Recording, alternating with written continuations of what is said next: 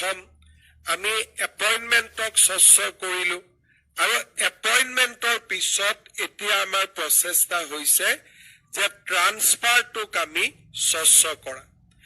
আজি আমি ইয়াতে স্বাগত সতীৰ্থ দ্বিতীয় পৰ্টেল আমি কিয় আৰম্ভ কৰিব বিচাৰিছিলোঁ। মোৰ এটা কমিটমেণ্ট আছিলে যে এটা বিত্তীয় বৰ্ষত আমি দুবাৰ এই পৰ্টেলটো খুলিম। 31 মাৰ্চৰ আগতে আমি আৰু এটা ট্ৰান্সফাৰৰ প্ৰচেছ কমপ্লিট কৰিব খোজো, যাতে যিজন কৰ্মচাৰীয়ে নতুন স্থানত যায় 1 April beginning of the financial ইয়াৰৰ পৰা তেওঁলোকে যাতে নিজৰ নতুন স্থানত গৈ যোগদান কৰিব পাৰে। ইয়াত আৰু এটা আছে যে যিগৰাকী ব্যক্তিয়ে এবাৰ এই স্বাগত সতীৰ্থ পৰ্টেলৰ জৰিয়তে সুবিধা পালে তেওঁ আৰু দ্বিতীয়বাৰ আবেদন কৰিব নোৱাৰে।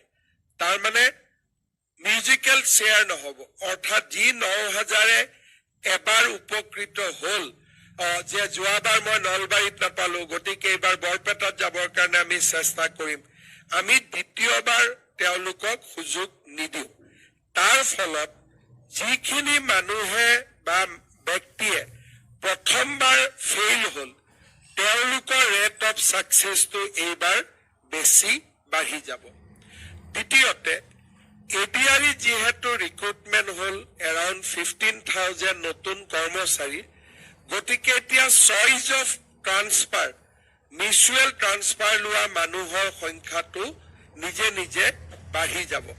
মোক আমাৰ অফিচাৰসকলে কৈছিল যে ছাৰ এতিয়া এপ্লিকেশ্যন পাম জানো, কিন্তু পুলিচত আমাৰ এইকেইটা দিনত মোৰ দেন 7,000 এপইণ্টমেণ্ট হৈছে, 15,000 এডিআৰই গ্ৰেড 3 আৰু গ্ৰেড 4ত এপইণ্টমেণ্ট হৈছে।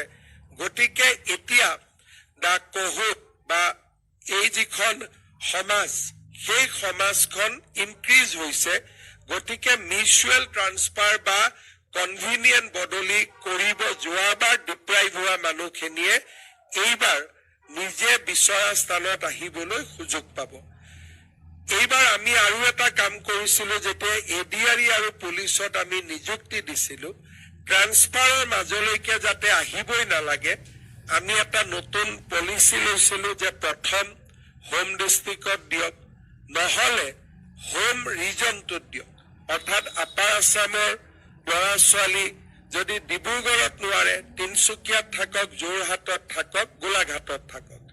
নামনি অসমৰ ল'ৰা ছোৱালী যদি কিবা কাৰণত আমি বৰপেটাতে দিব নোৱাৰো, এটলিষ্ট নলবাৰী বজালিত আমি দিয়াৰ ব্যৱস্থা কৰোঁ। সেইকাৰণে মই ভাবো যে নেক্সট 3 বছৰৰ ভিতৰত মোৰ যিটো টাৰ্গেট, অসমত ট্ৰান্সফাৰ পোষ্টিঙৰ ফাইল নোহোৱা হৈ যাব। কাৰোবাৰ হঠাৎ কেতিয়াবা বেমাৰ হ'ল বেলেগ কথা, আৰু এই সুবিধাটো যিহেতু গেজেটেড অফিচাৰৰ কাৰণে উপলব্ধ নহয় আৰু তেওঁলোক